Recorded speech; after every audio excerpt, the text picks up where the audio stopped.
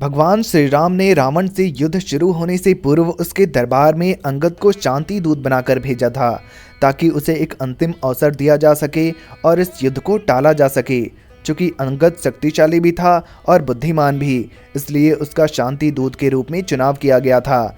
जब वह रावण के दरबार में पहुंचा तो रावण के सैनिकों के द्वारा उसका अपमान किया गया। दोस्तों, आज हम आपको अंगद के रावण की सभा में जाने व अंगद रावण के बीच हुए संवाद के बारे में बताएंगे। ये काल चक्र है। इस काल चक्र में मैं आप सबका अभिनंदन करता हूँ। दोस्तों, YouTube के बेल आइकन को बजाना ना भूलें हमारे लेटेस्ट अपडेट के लिए। अंगद ने रावण को बताया कि उसके पिता रावण के मित्र हैं, इसलिए वह उनकी भलाई का ही संदेश देगा। उसने रावण के कुल व उसके दादा तथा पिता का बखान किया, भगवान शिव के प्रति रावण की भक्ति को सराहा और उसकी शक्ति का बखान किया।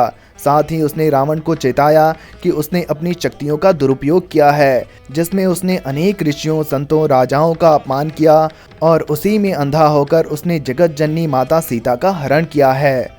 उसने रावण को चेताया कि जब पापियों के द्वारा पाप अत्यधिक बढ़ जाता है, तब दैवीय शक्तियां प्रकट होकर उनका नाश करती हैं। उसने रावण को चेताया कि यदि वह नहीं रुका तो उसकी बहुत दुर्गति होगी। उसने रावण को उसका हित समझाया और प्रभु श्री राम की शरण में जाने का संदेश दिया।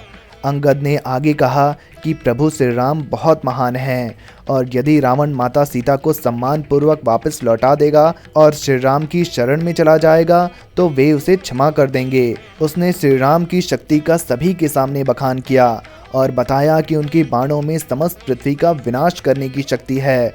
उसने रावण से कहा कि वह इसी समय अपना सिर झुकाकर अपने समस्त कुटुंब के साथ श्री राम की शरण में चला जाए और माता सीता को लौटा दे। इससे श्री राम का हृदय द्रवित हो उठेगा और वो उसे क्षमा कर देंगे।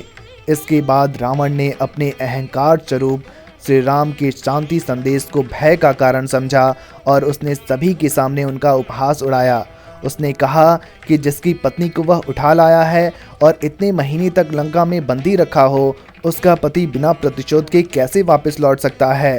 रावण के अनुसार सीता को बाहुबल से ही जीतना होगा, अन्यथा वह श्री राम को सच्चा क्षत्रिय नहीं समझेगा। साथ ही रावण ने अंगद से पूछा कि उसके पिता उसके मित्र कैसे हुए और उसका परिचय मांगा। अंगद ने अपने पिता का नाम बताया और उनकी वीरता का बखान किया। साथ ही उसने रावण को यह कहकर उपहास किया कि उसके पिता के द्वारा रावण को युद्ध में हराया गया था, जिसमें बाली ने रावण को अपनी कांख में दबाकर पर्वतों की यात्रा कराई थी। जब रावण ने अंगद का परिचय जाना तो उसने अंगद को बहलाने की कोशिश की। उसने बाली से अपनी मित्रता को याद किया और उसकी मृत्यु पर शोक जताया। साथ ही उसने अंगद को यह कहकर क्रोध किया कि क्यों वह अपने पिता के हत्यारे का साथ दे रहा है। उसे तो श्री राम सुग्रीव से प्रतिशोध लेना चाहिए था, लेकिन आज वह उनका सेवक बनकर घूम रहा है। अंगद ने रावण को बताया कि प्रतिशोध वीरता की निशानी नहीं होता। वह कायर कभी शत्रु को क्षमा करने का साहस नहीं कर सकता। उसने कहा कि यदि श्री राम आपको क्षमा कर दें तो वह उनकी महानता होगी, न कि उनकी कायरता।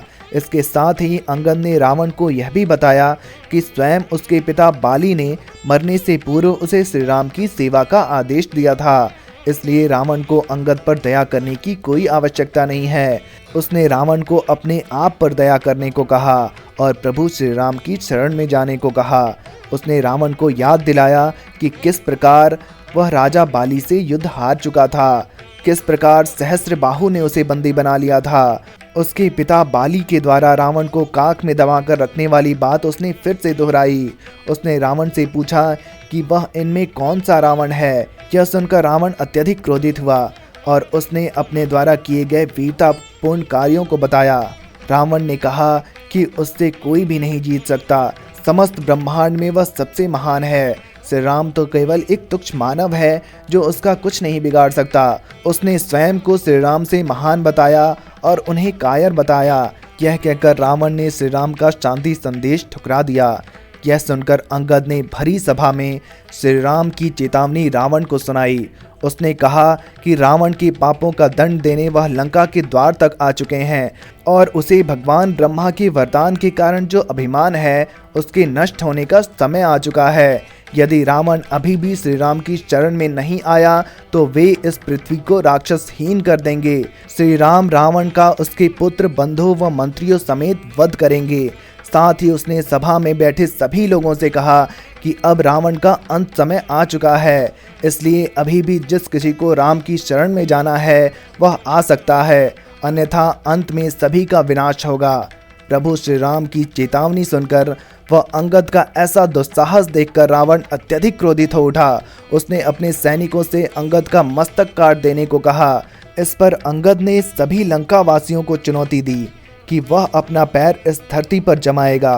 वह रावण के दरबार में कोई भी योद्धा यदि उसका पैर उठा देगा तो वह अपनी हार स्वीकार कर लेगा और प्रभु श्री राम अपनी सेना लेकर वापस लौट जाएंगे। इसके बाद एक एक करके रावण के सभी योद्धा आए। वह अंगद का पैर उठाने का प्रयास किया लेकिन कोई भी सफल नहीं हो पाया। जब रावण के सभी योद्धा व उसका शक्तिशाली पुत्र मेघनाद भी विफल हो गया तब रावण स्वयं अंगद का पैर उठाने आया। यह देखकर अंगद ने अपना पैर हटा दिया और उसने कहा कि यह चुनौती केवल उसके योद्धाओं की थी, न कि स्वयं उसके लिए। यदि उसे किसी के पैर पकड़ने हैं तो वह जाकर प्रभु श्री राम के पैर पकड़े। यह कहकर अंगद रावण के दरबार से चला गया। दोस्तों, रावण और अंगद के बीच का ये संवाद अगर आपको पसंद आया है तो कमेंट बॉक्स में जय श्री राम लिखकर सूचित करें। धन्यवाद।